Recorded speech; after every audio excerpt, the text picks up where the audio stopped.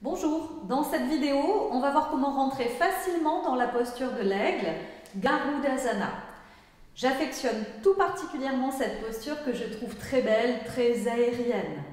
Garudasana, elle fait partie des postures d'équilibre debout. Elle permet de canaliser le mental et elle permet de favoriser l'ancrage. En effet, si on n'est pas concentré, il est très difficile de rester dans l'immobilité du corps bien longtemps.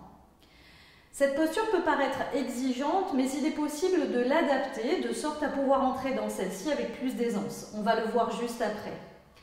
Garuda en sanskrit signifie l'aigle. Garudasana, c'est la posture de l'aigle. On peut s'inspirer de la symbolique d'une posture pour amener une autre dimension à sa pratique, une dimension intérieure. N'oublions pas que l'objectif premier du yoga est de parvenir à la connaissance de soi. Donc dans la symbolique de la posture de l'aigle, la mythologie hindoue, Garuda, c'est le roi des oiseaux dans cette mythologie. Il est le Vahana, le véhicule de Vishnu, le dieu de la stabilité du monde, de la préservation. C'est le dieu qui aide avec enthousiasme l'humanité à combattre les démons. Alors quelques conseils avant de commencer. Pour prendre la posture, vous dirigerez d'abord votre regard, drishti, sur un point devant vous et sur l'équilibre.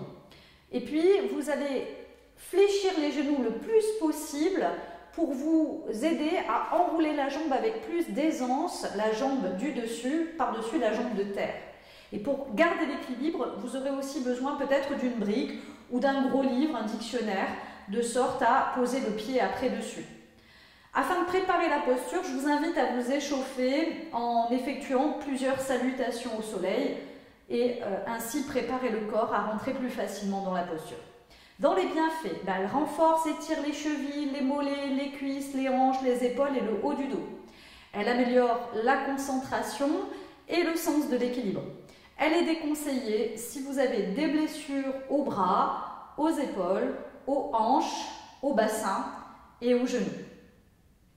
Alors, pour entrer dans la posture, donc, je vous invite à prendre une brique ou un gros livre et vous allez déposer celui-ci à l'extérieur de votre pied droit pour commencer, proche de la tranche externe de votre pied droit. Vous pouvez soit garder un léger espace entre vos deux pieds, l'espace de la largeur d'une main ou la largeur d'un pied entre vos deux pieds, soit rapprocher les jambes et les pieds en contact, en fonction de vos possibilités, ajustez. Ici, on va rester quelques instants dans la conscience du corps, dans la conscience de la verticalité du corps et dans la conscience des points d'appui du corps avec le sol, dans la posture de Tadasana, la montagne.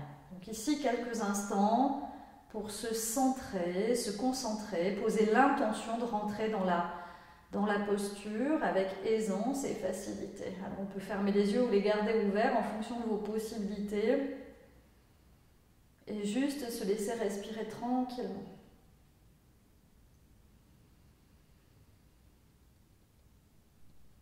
En prenant conscience des deux pieds au contact du sol.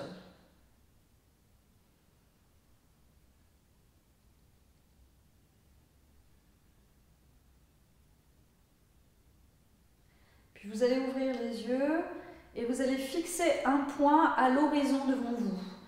Et restez le regard porté sur ce point. En posant vos deux mains sur les hanches ici pour garder l'équilibre, vous allez maintenant déplacer tout le poids du corps sur le pied et la jambe droite. Poids du corps sur le pied et la jambe droite. Sentez bien tout le côté droit se remplir. Sentez bien votre pied droit s'enfoncer dans le sol, s'ancrer fermement dans le sol. Gardez bien les orteils bien étalés au sol. Sentez le poids du corps dans le pied, la jambe droite et le bas-ventre reste toujours légèrement gainé.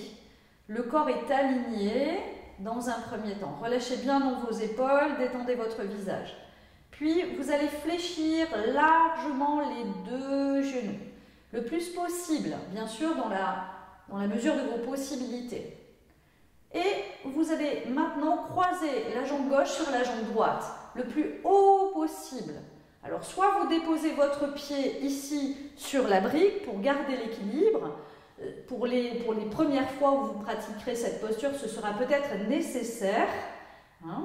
Soit vous êtes plus avancé dans la pratique et à ce moment-là, vous allez enrouler votre jambe gauche sur la jambe droite, de sorte que le pied gauche vienne se placer derrière le mollet droit. Donc ici, plus vous allez fléchir les genoux et plus ça va être simple de placer le pied gauche derrière le mollet droit. Mais si ce n'est pas possible, gardez tout simplement le pied gauche au contact de la brique ici, donc en fléchissant bien les genoux.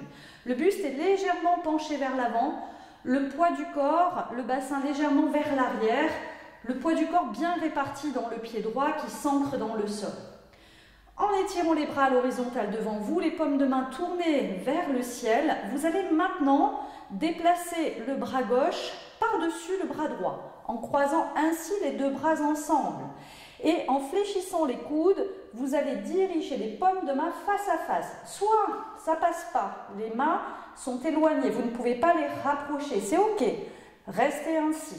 Soit vous avez plus de facilité, plus de souplesse, et là ici, c'est les doigts de la main droite qui se placent dans la paume de la main gauche. Une fois installés ici, vous allez monter les coudes vers le ciel, de sorte que les coudes soient à la même hauteur que vos épaules, en dirigeant le regard vers l'avant. On va rester ici quelques respirations.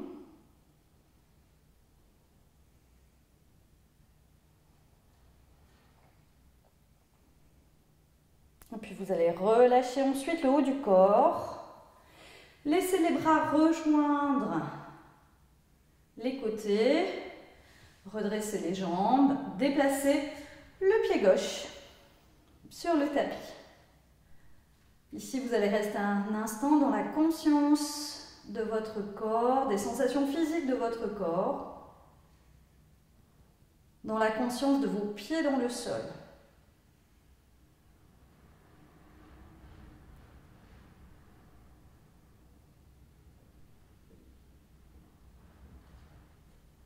Et puis bien sûr, pour équilibrer le corps, vous penserez bien à faire la posture de l'autre côté. Namasté.